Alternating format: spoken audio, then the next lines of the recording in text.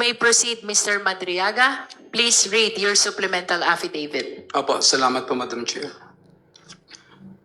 Supplemental affidavit. I, Ramil L. Madriaga of legal age, Filipino and with address at care of Annex 2 BJMP Camp Bagong Diwa, Taguig City, after having been duly sworn in accordance with law, do hereby state 1. I am currently a detainee at Camp Bagong Diwa, Taguig City for charges of kidnapping, criminal case number RMNL-22-05157-CR and R-MNL-22-05158 pending before the Regional Trial Court, Branch 21, RTC Manila. 2. On November 29, 2025, I executed an affidavit which was subscribed and sworn to before Attorney Cynthia Biñas Pentonal on the same day. In my affidavit, I narrated my involvement with then President Rodrigo Roa Duterte, PRRD, his daughter Sara Duterte, Sara, other members of their family, and their close associates. More specifically, I provided a personal account of the various works I did for the aforementioned individuals, including campaign and organizing activities, intelligence gathering and sabotage, and transportation of large sums of money under the direct instructions of either PRD or SARA. 3. With my consent, my affidavit was submitted and referred to the Office of the Ombudsman through a letter dated December 15, 2025. 4. After I executed my affidavit, I learned that Sara denied any affiliation with me and that she has no personal or professional relationship with me. She added that she has never given me any instruction of any kind. 5. I received through my counsel a copy of complaint dated March 4, 2026 filed by Sara or BP Sara herself before the Office of the City Prosecutor, Taguig City for perjury. In her complaint, BP Sara reiterated that she has no personal or professional relationship with me. In fact, prior to the dissemination of the Madriaga affidavit, BP Sara had no recollection of knowing, meeting, or interacting with me. 6. However, her denial of any affiliation with me is absolutely false. She lied under oath in her perjury complaint against me. Hence, I decided to execute a supplemental affidavit providing further details on the narration I made in my previous affidavit with additional accounts of other orders, tasks, or works given to me by either PRD or SARA or BP SARA. Engagement activities with President Rodrigo Roa Duterte. 7. Prior to the 2016 national elections campaign, I was working for then Congressman Roylo Goles as one of his political officers specializing in intelligence gathering and sabotage operations. Congressman Goles decided to support the candidacy of PRRD. Hence, he introduced me and endorsed my services to PRRD during their meeting at the latter's residence in Taal Street, Bangkal, Davao City. Around the 2015 or early 2016, he mentioned to PRRD that I was previously under detention and that I later survived death row. Congressman Goles also added that I am his number one asset in the National Security Council during his time as National Security Advisor. 9. When PRRD was elected president, Cong Goles' brother, Ferdinand Goles, was appointed as a member of the Board of Directors or the Base Conversion and Development Authority, BCDA. On the other hand, PRRD directed me to serve as a counterintelligence agent for the National Security Council. 10. However, I was never under the employ of the Office of the President or any government agency. Instead, I was directly employed by PRRD. I received my salary from a certain Canlas, a PNP officer, previously from Davao, at the start of every month in the amount of 100,000 pesos to 150,000 pesos in cash. 11. As part of my duties, PRRD specifically instructed me to monitor, operate, and sabotage former Senator Trillanes. However, PRD was apprehensive in ordering the assassination of Senator Trillanes because of the latter's support and contact in the armed forces of the Philippines. 12. Sometime in 2018, PRD asked Sara, BP Sara, to go to his home in Taal Street, Bangkal, Davao City, to discuss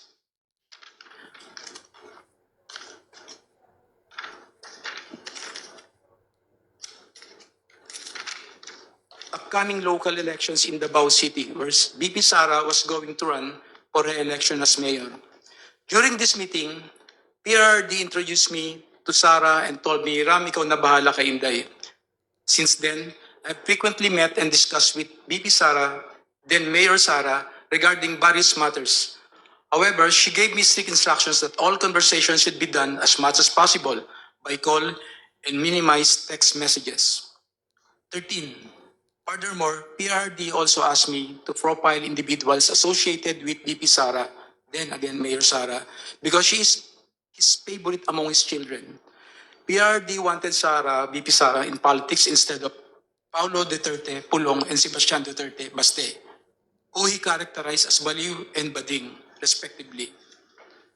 Number 14, sometimes in 2021, PRD gave me 25 million to purchase high-end motorcycles for Sara's use while she is in Metro Manila and other ordinary motorcycles for our group operations.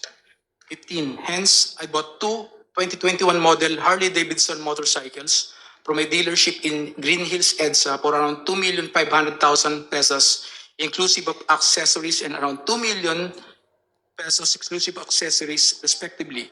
Both Harley-Davidson motorcycles were placed under the name of my son. I also purchased two 2021 model Ducati motorcycles from a dealership in Katipunan, Quezon City for around 3,500,000 pesos and around 2,300,000 pesos respectively. In addition, I also bought accessories for these Ducati motorcycles in the total amount of 500,000 pesos. Both the Ducati motorcycles were placed under my name. 17. Lastly, I also purchased 7 Yamaha NMAX motorcycles for the operation of Initiative for Social Justice Innovation and Progress Pilipinas, or ISIP Pilipinas. The remaining money was distributed to my colleagues in ISIP Pilipinas. 18. All purchases of these motorcycles, including the aforementioned accessories, were paid in cash using the money given to me by PRRD. Custom magnetic lifter transaction with Attorney Manas Carpio. Sometime in 2017 or 2018, PRD told me to assist the husband of Sara, Attorney Manasseh Manscarpio, regarding a problem with the Bureau of Customs. However, no specific details were provided by PRD. Thereafter, Attorney Mans called me. We later decided to meet in front of a coffee shop in Burgos Circle in Bonifacio Global City, Taguig City. During our conversation, he asked me to assist in facilitating the release of what he called construction equipment, which was flagged and confiscated by the Bureau of Customs. Attorney Mans gave me a contact person, a female lawyer, to coordinate with it regarding the BOC problem. After 2 days, I went to the BOC to meet the female lawyer to discuss the release of construction equipment. This time, I learned that the construction equipment was actually magnetic lifters. The same were confiscated because it contained a large amount of shabu. However, the female lawyer informed me that it was difficult to release the same because it was a hot item. 22. I reported this to Attorney Mans and we meet again in the same spot in BGC, Taguig City. This was the last time we met regarding the issue. Later, I learned that the content of the magnetic lifters is at least 500 kilograms of shabu worth 4.3 billion pesos were mysteriously missing. Dummy accounts and bank transaction of PRD. Despite only earning 100,000 pesos to 150,000 pesos from my services to PRD, millions of pesos went through bank accounts opened for me by close associates of PRD.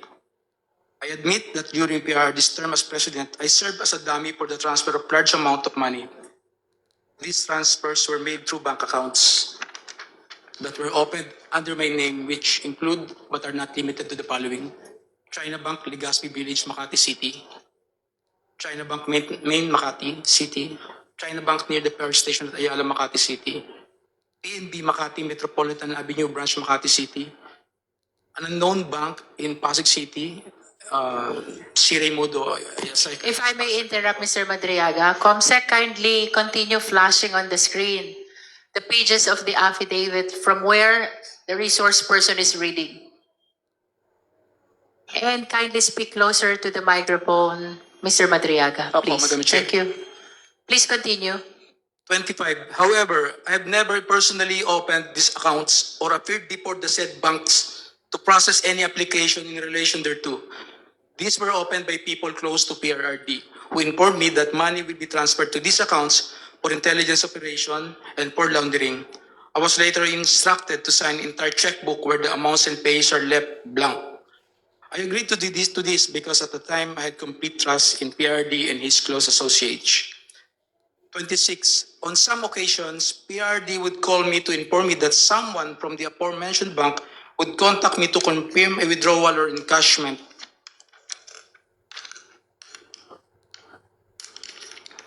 Of checks. There were also instances that where PRD would instruct me to personally visit the said banks to pick up the money and bring it to Malacanang or to the designated individuals. I distinctly remember that PRD directed me on 3 separate occasions to pick up 100 million from a bank inside the mall in Lubao, Pampanga, which were all delivered to Malacanang. On another incident, I was informed by PRRD that the 2 land bank managers' check which were to be delivered to one of our safe houses in Eastwood, Quezon City, in the amounts of 84,200,000 pesos and 4,800,000 pesos, respectively, were issued under my name. Copies of the 2 land bank managers' checks are hereby attached as annexes A and A-1. 28. To prove the aforementioned allegations, I am willing to execute an affidavit, authorization, or any other document, and to perform all acts necessary for Committee on Justice of the House of Representatives or the courts to access the aforementioned bank accounts and all other bank accounts under my name. Term sharing and destabilization efforts. 29. Sometime in November 2021, PRD mentioned to me that Ferdinand Bongbong Marcos Jr. will run for the president while Sara will serve as his running mate. PRD added that a few months ago, BBM and Senator Amy Marcos visited him to discuss a possible alliance to the 2022 national elections. During this meeting, BBM was able to convince PRD to have Sara as BBM's vice president. However, they also agreed that by 2025, BBM will voluntarily step down to give way for a Sara presidency. After Sara took her oath as vice president, PRRD had a discussion with me, with retired generals of the Armed Forces of the Philippines, where I was also present regarding all the possible scenarios for unseating BBM by 2025. In case he reneged on his promise, the general objective was to ensure that PBBM will only serve less than 4 years of his term as president, so that Sara, upon assumption to the presidency, will still be eligible for the presidency in 2028. 31. I remember that one of the plans considered was to sabotage BBM's administration by using some of BBM's own men, either recommended by PRD for appointment or allied with the Dutertes, to reveal supposed corruption issues that will serve as a precursor for an impeachment for complaint. 32. In the event that BBM will not voluntarily step down or hand over the presidency to Sara, extraordinary measures of overthrowing BBM will be considered, which include assassination, mass resignation of government officials, civil disobedience, and even an armed assault of Malacanang Palace. It was also considered by PRD to arrange assassination or armed hits of several government officials in order to cause massive civil unrest. The resulting civil unrest will be used as basis to organize a group of military officers to stage a coup. 33. One of my assignments was to recruit civil groups, schools, clubs, fraternities, criminal groups, and syndicates. Inday Sara is my president, ISIP, at 2022 national elections campaign. 34. In 2020, I was instructed by PRRD and Sara to help form a group to support Sara's candidacy for president in the 2022 national elections. Hence, I helped establish and register a non-profit corporation called Initiative for Social Justice Innovation and Progress, or ISIP Pilipinas, Incorporated. But to us supporters of Sara, ISIP actually stands for Inday Sara is my president. I helped establish ISIP together with some friends of VP Sara and alumni of San Sebastian College of Law, SSC Law. including Assistant Special Prosecutor Ryan Ray Kilala of the Office of the Ombudsman and his wife, Aurea Fortuna Kilala. A screenshot of one of ISIP's video conference meetings where Sarah and Attorney Ryan were present is here to attach as Annex B. A photo of Attorney Reynold Monsayac wearing an Inday Sara is my president is here to attach as Annex B-1. 35. I got close with Attorney Ryan, who was previously a professor of Sara and former associate dean of SSC Law. He shared with me that Sara was not particularly good in school, was often struggling with her academics and habitually rude and violent to other students. Hence, Attorney Ryan used his influence in San Sebastian College of Law to ensure that Sara received passing grades despite her poor academic performance.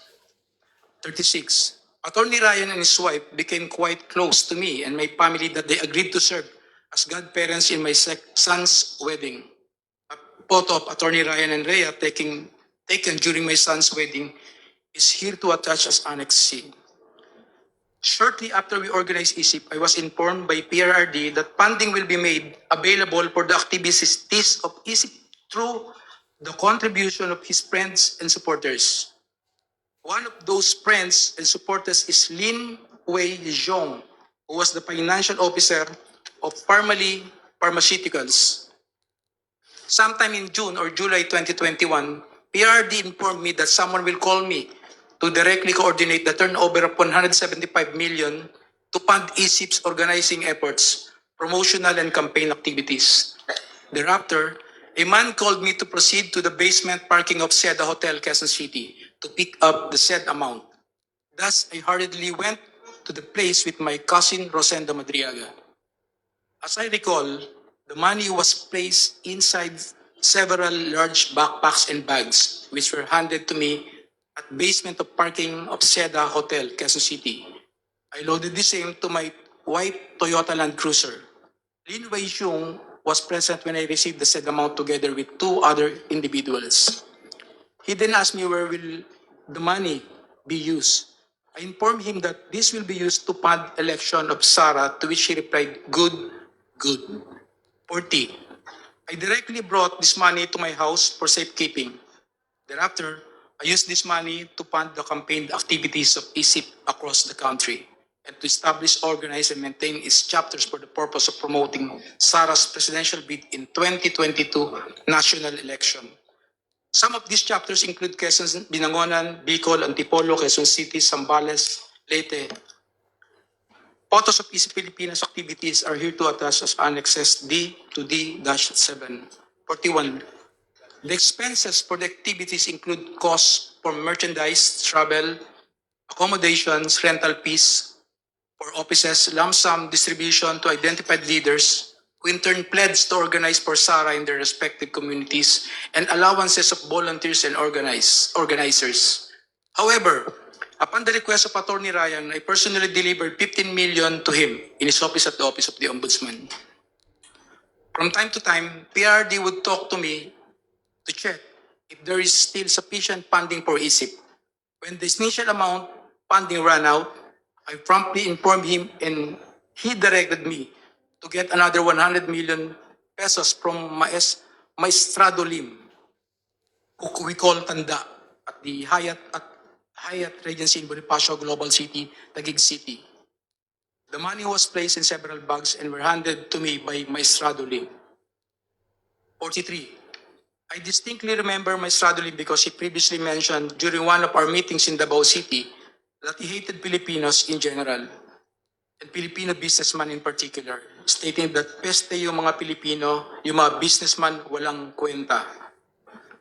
Aside from Lin Wei Zhong and Maestrado Lim, I also remember that Michael Yang, a very close friend of PRRD who was frequently in Malacanang, also provided financial support to ISIP Pilipinas. 45.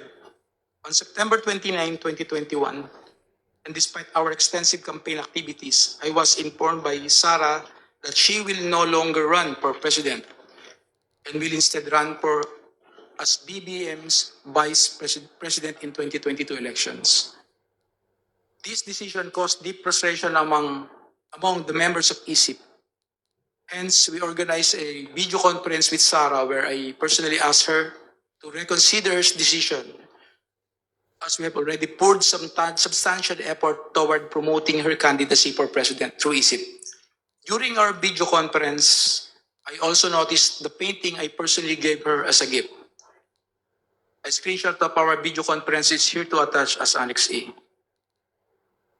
46. On the same day, I posted the screenshot of our video conference of my Facebook account with the caption, just telling her I cannot vote intelligently without her name on the ballot. Neither can go out and vote wisely unless the same Inday Sara Duterte Carpio appears as a candidate in the 2022 presidential race, Isip Pilipinas. A printout of the Facebook post dated September 29, 2021 is here to attach as Annex F. Mr. Madriaga, would you like to drink water first Yes, Your Honor. If I to may. give you some relief? This is quite a lengthy affidavit. Please provide him some water. Thank you po, Madam Chair.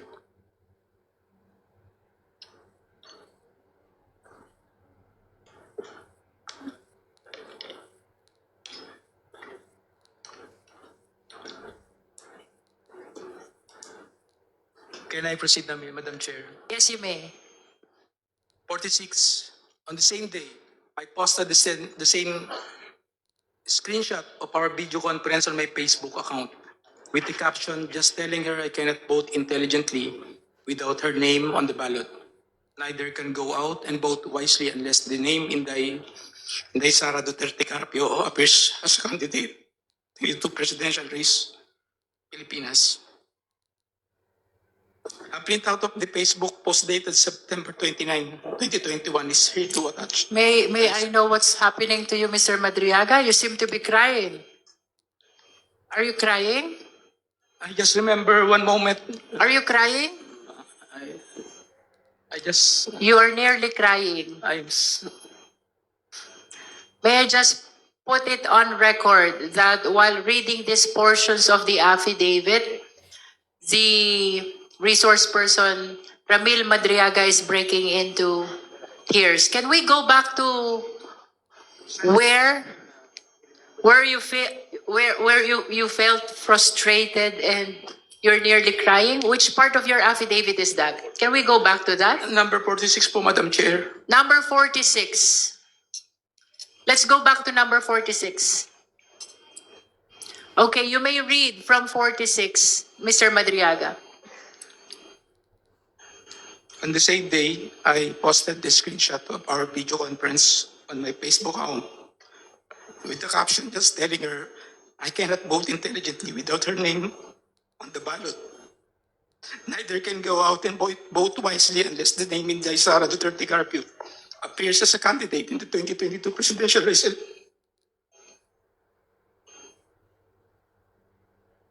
Would you like 47. to say something No, about why you are crying on this part of the affidavit? hindi naman, malungkot lang po. Malungkot lang po. Malungkot. Okay, please proceed.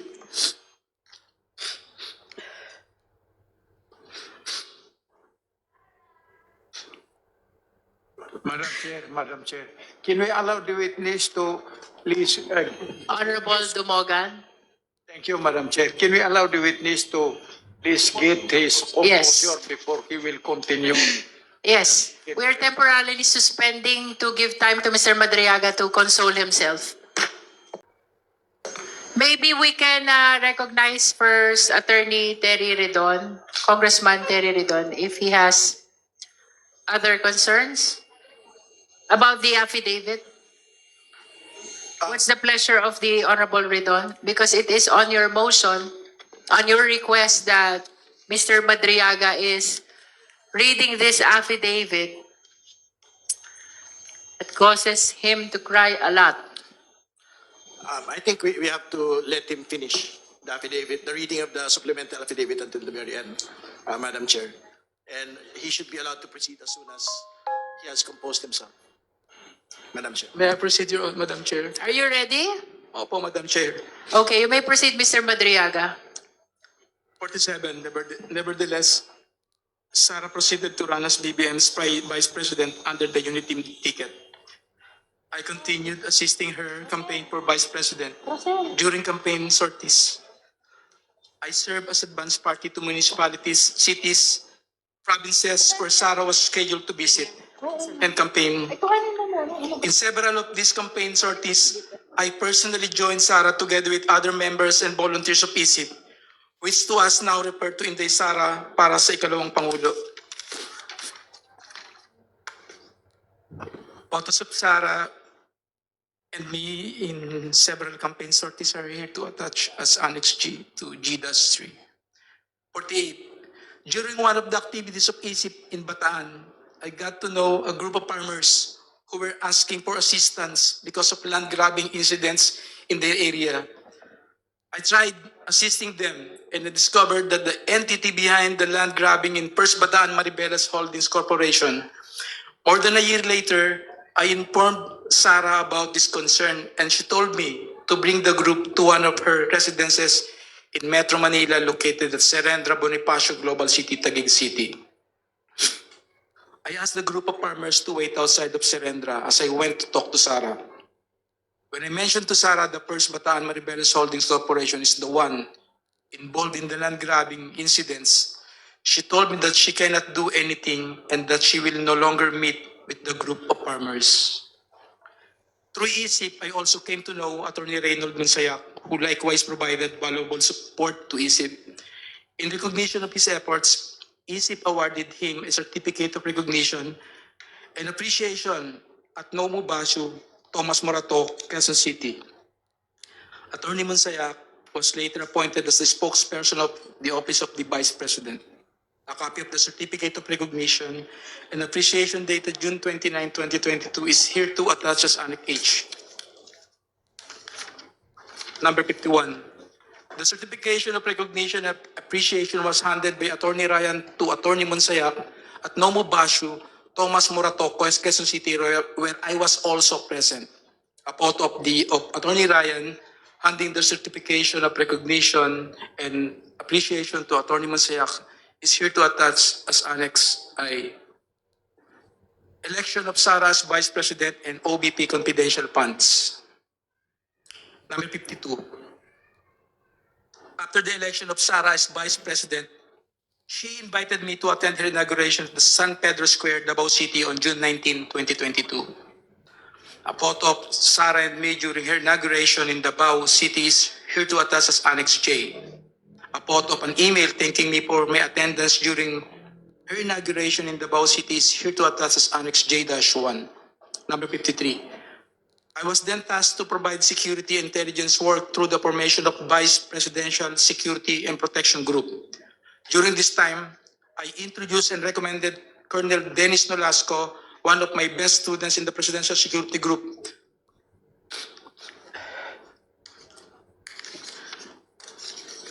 to assist this matter. Number 54. Colonel Nolasco then tapped the services of Colonel Raymond Dante Lachica to head the PPSPG. Afterwards, I worked with both Colonels Nolasco and Lachica from July 2022 to April 2023 for tactical transport services, security of Sara and other VIPs, handing and conveying and highly confidential information, and the transportation of large amount of money to several persons as instructed by Sara. Money deliveries under the instruction of Sara. In the morning of December 20, 2022, Sara called me and she said, "Sir Ram, please coordinate with Colonel Nolasco. Meron tayong deliver sa San Pablo, Laguna, sa Night Street, at sa Ombudsman." Sara added, "Bawi tayo sa kanila later." Later, I received a text message from her indicating the places of delivery, which include San Pablo, Laguna, Night Street, Office of the Ombudsman, and the corresponding contact numbers. Number 56. Later that morning, Colonel Nolasco sent me a text message directing me to go to the DepEd Central Office in Pasig City, beside Ultra at around 1:30 p.m. for the transport. Transport is a shorthand for delivery or transportation of large sums of money between Colonel Nolasco and me upon the instruction of Sarah. After receiving the text message, I hurriedly prepared and went to the DepEd Central Office together with 4 other individuals, Richard Babagay, Arman Villanueva, a certain Chip, and a certain Ruel. Number 58. Richard and I were aboard my blue Toyota FJ Cruiser, while Arman, Ruel, Noel, and Chip came in Toyota Grandia with the sticker Inday Sara Champura Duterte attached to both sides of the van. Richard was driving my blue Toyota FJ Cruiser and Chip was driving the Toyota Grandia. A part of the Toyota Grandia with the sticker Inday Sara Champura Duterte on both sides of the van is here to attach as Annex K. A part of my blue FJ Cruiser is here to attach as Annex K-1, number 59. As we parked my Toyota FJ Cruiser near the main entrance of DepEd, Colonel Nolasco appeared from the main entrance and approached our vehicle. I alighted to the vehicle to meet Colonel Nolasco and we talked while we waited for the arrival of Colonel Lachica. He mentioned that they will also provide a red Mazda sedan, which will be used to deliver the money to the office of the Ombudsman. At around past 3 or 4 p.m., 2 government vehicles with red plates entered the DepEd compound and then Colonel Nolasco told me, ayan na, ayan na. Colonel Lachica appeared with a lady who I later learned to be Special Disbursement Officer Gina Acosta. Thereafter, 4 large dark bags were unloaded from the vehicles. 3 large dark bags and 1 lighter colored and relatively smaller bag. Colonel Nolasco told me that each bag contained around 30 million pesos to 35 million pesos. The 4 bags were brought to where Colonel Nolasco and I were standing, which was near my blue Toyota FJ. Afterwards, I signaled Arman and Richard to load the same to our vehicles. The two large dark bags were placed in the Toyota Grandia and 1 large dark bag and 1 lighter colored bag were placed in my blue FJ Cruiser.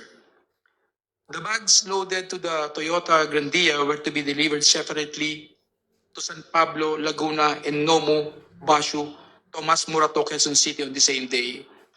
The remaining bags, initially loaded to my blue FJ Cruiser, were immediately transferred to the red Mazda sedan prior to our departure from the DepEd compound and were to be delivered to the Ombudsman parking lot the following day. Then the red Mazda sedan proceeded directly to my residence in Cainta, Rizal and was driven by Noel. Before leaving DepEd Central Office, Colonel Nolasco told me to get my share from the said bags. And he and Colonel Lachica have already taken theirs. Hence, I took 1 million pesos for myself from the lighter colored bag loaded to the red Mazda sedan.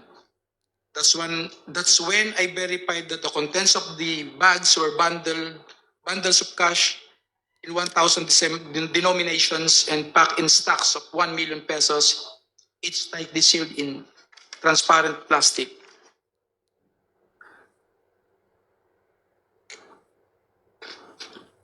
We, Blue Toyota FJ Cruiser and Toyota Grandia, left DepEd Central Office past 5 p.m. heading to San Pablo, Laguna. As we approached Laguna, I called the contact number provided by Sarah, informing the designated recipient that we are on our way.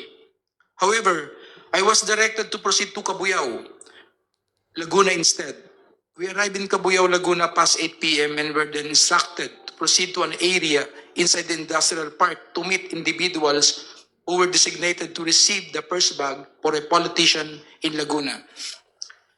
As we approach the designated place, I can clearly see from our vantage point an SNR membership shopping establishment. Upon arrival, I immediately saw three persons standing in wait beside the dark sports utility vehicle. One of them proceeded to the Toyota Grandia and took one of the bags. We immediately left after the delivery of the first bag. 65. Thereafter, we proceeded to Nomu Bashu Tomas Murato, Quezon City, a comedy bar we call the Night Strip, frequented by SSC Law alumni including Attorney Ryan and Attorney Mansaya. 66. I'm quite familiar with Nomu Bashu because I previously visited it several times in relation to my work with Sara and ISIP Pilipinas. In fact, this is the same place where ISIP gave Attorney Mansayak a certification of recognition and appreciation. We arrived at Nomu Basho around 12 midnight. I went inside the establishment with Arman, who was carrying the second bag. I immediately saw Attorney Mansayak, who was at the same time, at the time, in the middle of the place together with a woman and several men. When he saw me, he stood up and signaled for us to go upstairs. We then proceeded to the stairs leading to the second floor. Arman walked ahead of me while I followed him. Before I got to the second floor, I saw a man who came out of the room and received the bag from Arman. After that, we proceeded to exit the premises, and as I was passing near the table of Attorney Mansayak, I looked at him and he nodded.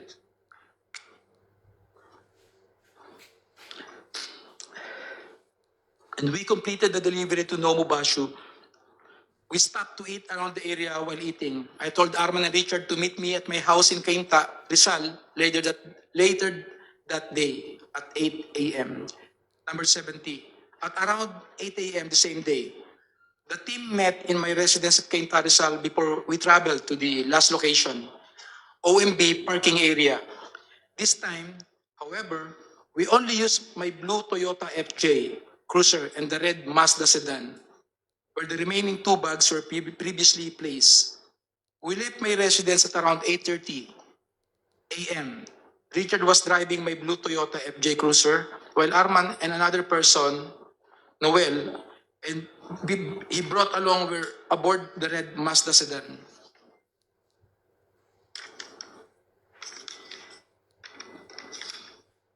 '71. When we arrived, the guard gave a signal directing us to park in a specific area in the Ombudsman parking lot.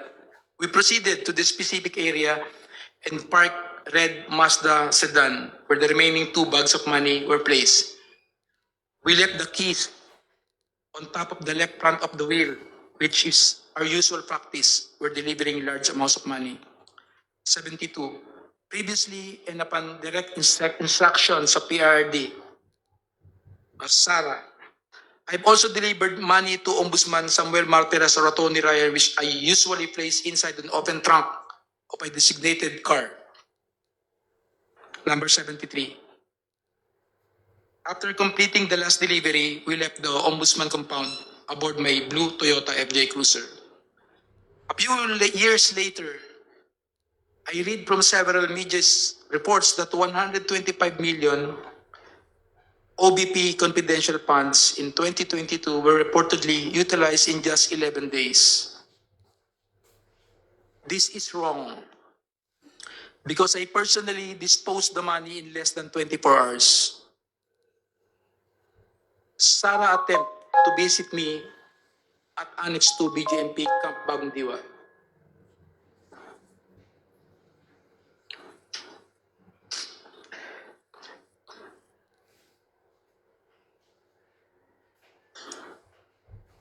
You can drink some water, Mr. Yes. Madriaga. Yes, Drink some water.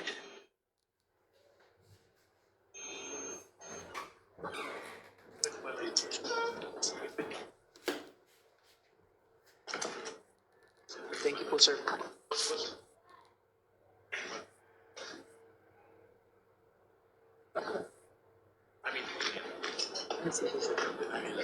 Issue.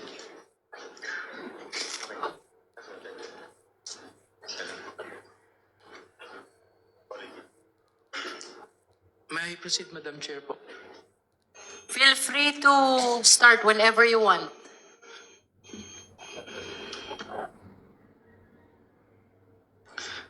Number 74.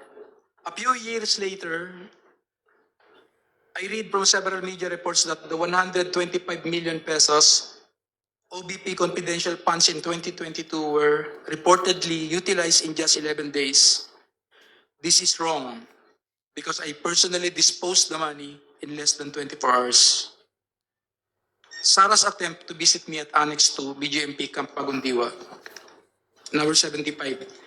Sometime in October 2025, after I got arrested for alleged kidnapping, I was called by Jail Warden Jose Marie Sabiniano in his office.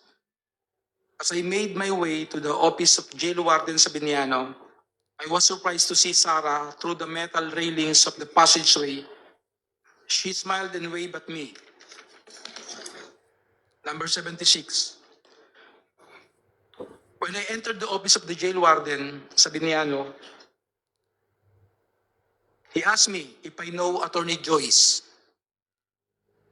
I replied, Joyce dapat, and jail warden Sabiniano handed me a phone. When I said hello, I recognized the voice of Sarah, and she asked me about my well-being and conditions inside the detention facility. She was also apologetic for failing to do something or assist in my ongoing criminal case. 77. Frankly, I felt bad and disappointed given that Attorney Harry Roque filed the case against me in retaliation after I tried to expose his land grabbing activities in Maribeles, Bataan, together with his Philippine offshore gaming operator partners. As I previously mentioned, I was merely trying to assist the farmers of the said area who were supposed to be awarded of their certificate of land ownership award by the Department of Agrarian Reform, but fell victim to Attorney Harry Roque's activities. Attorney Roque and his POGO partners wanted to convert the said place into a POGO hub after he facilitated the transfer of at least 60 land titles to First Bataan Maribeles Holding Corporations. In fact, Danny Coral, President and Chief Executive Officers of First Bataan Maribeles Holding Corporations, is also an incorporated of Lucky South 1999 Outsourcing Incorporated and Lucky South 1999 Corporation, which were involved in POGO operations in Pampanga. Number 80, more importantly, I felt betrayed that despite all my efforts to support Sarah, to the extent of even committing high-risk acts for her and her family, she did not lift a finger to stop Harry Roque, who is her known ally and supporter, from filing the unfounded kidnapping case against me.